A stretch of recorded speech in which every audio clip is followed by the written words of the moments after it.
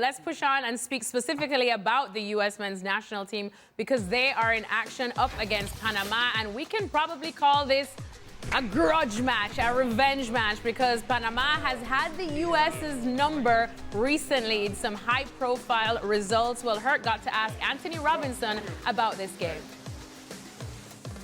Big tournament coming up, Nations League semifinals. You got Panama.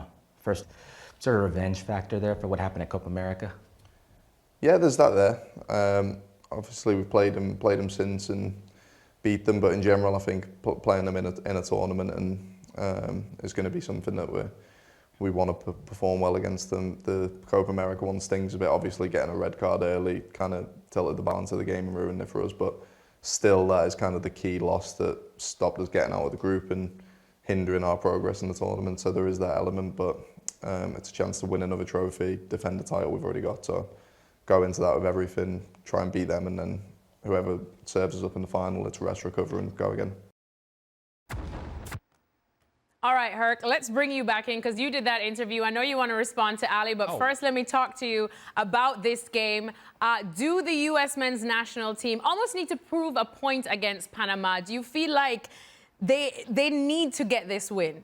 I do. I think some of those players need this statement win. Listen, you can hear Anthony Robinson. He referenced the Timothy Weah red card. I think the majority of us would say that's the reason they lost to Panama. Regardless, that game, that red card, that loss ended up being the final nail in the coffin of Greg Berhalter. Here comes Mauricio Pochettino, and now his real first chance at a trophy. And Mauricio Pochettino is Mauricio Pochettino, easily the best resume when it comes to managers in this Final Four.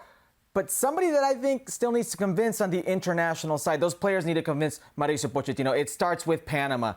I don't think anybody's going to be feeling good about going into a final if you squeeze by with a 1-0 win over Panama because of the other two teams, the history of Mexico, the upside of the Mexican national team playing at home in Los Angeles with almost 60,000 plus fans in attendance versus the U.S. men's national team, a team in Canada who is looking to kick you in the teeth. That's what Jesse Marsch wants to do to the U.S. men's national team. You're not going to feel good about going into that game if you squeeze by with a 1-0 win. You're not going to feel confident in yourself and what you've done against the depleted Panamanian side. You need to make a statement. You need to make a statement for yourself. You need to make a statement for the fan base. And more importantly, for Mauricio Pochettino, which I think has a lot of question marks in certain positions. So yes, you need a statement win because under Mauricio Pochettino for this U.S. men's national team, while it's been a very brief history, you've not had that statement win.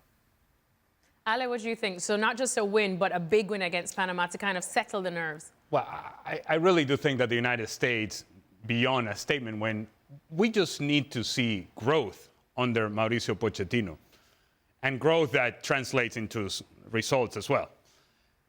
I'm yet to be wowed by this team. I'm yet to be sort of, in some ways, enamored and encouraged by this team and what this group can be under Pochettino. There's been moments, some good moments, and some moments that have been not so good. But I really haven't seen a giant leap forward just yet. Well, we're getting to the point where we need to see some steps being taken forward by this team, and a big chunk of that would be being able to get past Panama and potentially then winning this tournament on Sunday.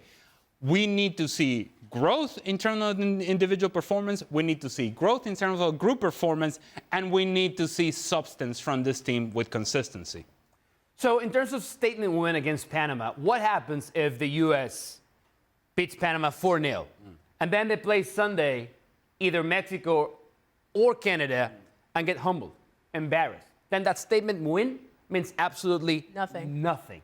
Has to be consistent performances. Now, I tend to believe that, especially at the national team level, we give managers a lot of credit. Either too much blame, too much credit. I want to see it in the players. I want to see that performance, that commitment. And I want to see a full team performance. I don't want us to be on Football America's post-match and go, well, again, Christian Pulisic is the savior. Yeah. Again, it had to be Christian Pulisic. Yes, the U.S. got the win, but it was just because they have this generational player that can just decide games by himself. That doesn't really work. So, yes, they do need a win. But then again, on Sunday, either against Mexico or Canada, there has to be another consistent performance. They might lose the game. That's okay. You're competing for the CONCACAF Nations League. Whatever. How dare you? Yeah, dare you? But if the performance is there, and then after Sunday, we're able to say, hey, I feel like this team plays or likes to play this style. This is Mauricio Pochettino's message to the players, and we were able to identify it. Then this is going to be a positive international break. It's not about just getting a statement win against Panama. Well, Herc, last week I know you